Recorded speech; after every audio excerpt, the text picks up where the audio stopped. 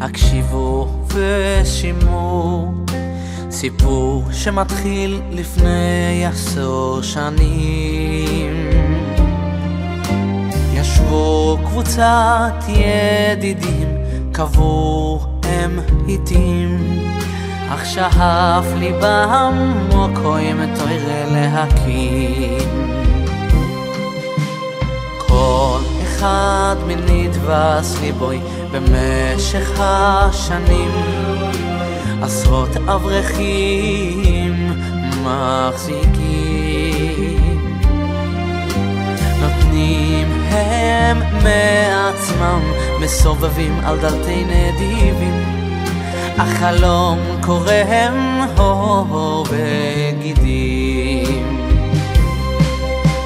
והנה שנים חלפו, מקום התוירה גדל, זבולון את חלקו נותן, יששכר בתוירה עמל, והשמועה פרצה את הגבולות, הגיעו בקשות, עוד אברך מתקבל, והמקום צר מאכיל, פותחים עוד בית מדרש, בני עלים מובחרים, על הדלתות מתדפקים, והשמועה יוצאת למרחוק, פורצת בתנופות, הלא איזה מוסדות נחשפות.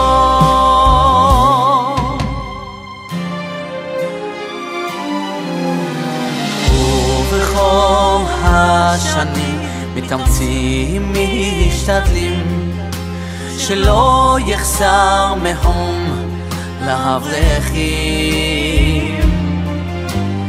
כל חודש בחודשוי במאמץ ובמסירות, מרגישים את כובד האחריות. תקופות של שר וסופה, עולם כמקחה, תורמים מתקשים לקיים הבטחה,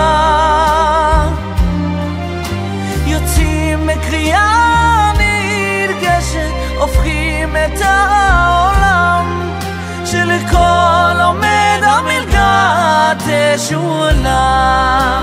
אוי ברשת המוסדות הלכה וגדלה, מבית מדרש אחד קטן לממלכה של תורה, מאות רבות של בני תוירה בני עלייה, בכזו הסמודי העיר, וברבבות השנים, למרות המאמצים, מתקשים הקברניטים, החובות מעיקים, 10 מוסדות לקיים, לפעול ללא לאות, לכולם ברור, זה לא דבר פשוט.